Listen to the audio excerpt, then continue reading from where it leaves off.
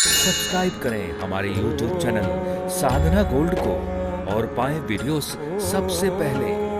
Bell icon दबाना ना भूलें। आज के बाद अभी से आप एक संकल्प लेके जाओ और ये मेरी जिम्मेदारी है। भगवान आपको ढूंढेंगे, आपको मंदिर में ढूंढना नहीं पड़ेगा। आप एक काम करना आज के बाद, जीवन में पंथ एक हो, संत एक हो, ग्रंथ एक हो, निष्ठा एक हो, धारणा एक हो, समर्पण एक हो, पूजा सबकी करना, लेकिन निष्ठा एक हो। और जो एक निष्ठ हो जाते हैं उन्हीं को लाभ मिलता है। और आप अगर अनेक में आपका दिमाग लगेगा तो लाभ नहीं मिलेगा। एक निष्ठ हो जाओ, और जब एक निष्ठ होंगे तो भगवान तो बदल जाएंगे, आप नहीं बदलेंगे। आप इसका उदाहरण भी सुनिए। जब तुलसी एक निष्ठ हो गए, उन्होंने कहा मैं दूसरे को स्वीकार नहीं करूंगा, एक भरोसो, एक मन, एक आस विश्वास, एक राम रघुनाथ को चातक तुलसीदास। और जब तुलसी वृंदावन गए, नाभादास जी का चरित्र आप पढ़ेंगे तो मिलेगा। तुलसी ने वृंदावन में बिहारी जी से कहा आप बहुत अच्छे लग रहे हो, लेकिन हमारे वाले राम जी नहीं हो। तो बोले कहा कहो छवि आज की भले बिराजे नाथ, और तुलसी मस्तक तब नवे जब धनुष बाण ले। तो तुलसी नहीं बदले, लेकिन भगवान की निष्ठा बदल गई। भगवान ने थोड़ी देर के लिए वो महाराज मुरली रख दी, कित मुरली कित चंद्रिका कित गुपियन को साथ, और अपने जन के कारणे कृष्ण बने रघुनाथ। तो आप जब अब एक निष्ठ हो जाए, जिसमें भी करें निष्ठा एक रखें।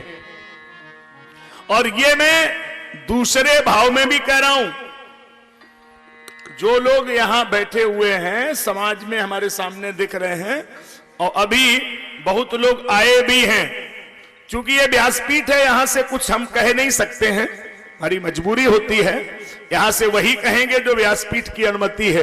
लेकिन ये बात ध्यान में रखिए, जो कह रहा हूं उसको दूसरी भाषा में भी समझ लो। मैं वही कह रहा हूं जो आपको समझना है, कि यदि आप एक निष्ठ हो जाएं, एक के प्रति समर्पित हो जाएं, तो निश्चित तौर पे वो तुम्हारी चिंता करेगा। और जब तक तुम्हारी बात का वजन नहीं होगा, तुम्हारी निष्ठा में कोई दम नहीं होगी, तो तुम्हें उसका फायदा कभी नहीं मिलेगा। और जो एक निष्ठ होते हैं, सदा से एक को ही पकड़ के रखते हैं, फायदा उन्हीं की झोली में जाता है। और उसका सबसे बड़ा उदाहरण तो तोताराम जी बैठे आपके सामने। एक निष्ठता का ही परिणाम है। इन्होंने एक को पकड़ के रखा, तो सोचो क्या क्या फायदा मिल गया। तो इसलिए आप लोग इधर उधर दिमाग लगाएंगे तो गड़बड़ है। एक निष्ठता रहे, जहां जिसमें रहे समर्पण रहे, चाहे कुछ भी हो जाए, हम तो साफ जिसके हैं उसी के रहेंगे, परिस्थिति कुछ भी हो। और जब भक्त इतना एक निष्ठ हो जाएगा, तो फिर उसको निश्चित तौर पे भगवान का फायदा होगा, क्योंकि भगवान को भी पता रहता है कि इसका हमारे सिवा कोई दूसरा नहीं है। और जहां दिमाग इस पर लगा है तो बात नहीं बनेगी साहब। तो हम लोग कभी कभी गड़बड़ कर देते हैं। वो गड़बड़ करने की भी एक बात सुना दे रहा हूं, 1 मिनट। जब राम रावण युद्ध चल रहा था, तो उस समय देवता मालूम क्या कर रहे थे? देवता एक काम कर रहे थे, राम तुम्हारी जय होवे, लखन तुम्हारी जय होवे, राम की जय, लक्ष्मण की जय, राम की जय, लक्ष्मण की जय। अच्छा, केवल बोलते ही थे। अच्छा, ये भी गड़बड़ हो गया, नीचे भी नहीं देख रहे थे। आलोक जी समझ रहे हैं? ये भी नहीं देख रहे हैं कि नीचे क्या हो रहा। अच्छा, अब एक देवता ने नीचे देखा, उसने कहा भाई साहब, हाँ, कुंभकर्ण मार रहा है बंदर भालुओं को। अच्छा, देख, अब नीचे देखा कि कुंभकर्ण मार रहा है, बंदर भालू पिट रहे हैं। तो अब देवता कह रहे थे जय हो, जय हो, जय हो। अब राम की लखन की बंद कर दी, जय हो, जय हो। अब पूछा किसकी जय हो? बोले जो जीते उसकी जय हो। तो ये कौन सा मामला है साहब? ये तो गड़बड़ बात है ना।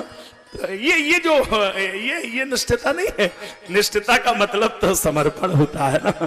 तो ये जब तक जीवन में नहीं आएगा, आप भगवान के उपासक हो या समाज के उपासक हो, किसी के प्रति आपको ये गारंटी तो देनी ही पड़ेगी, ये हमारी निष्ठा में कोई सवाल नहीं उठ सकता है, हम जिसके हैं उसी के हैं। बस ये बात ध्यान में रहे, तो जीवन में बहुत ऊंचाई पर जाओगे। और जिनकी निष्ठता नहीं है वो नहीं जा सकते। तो यहां पर यही भगवान की कथा प्रेरित करती है, एक को पकड़ के रखिए।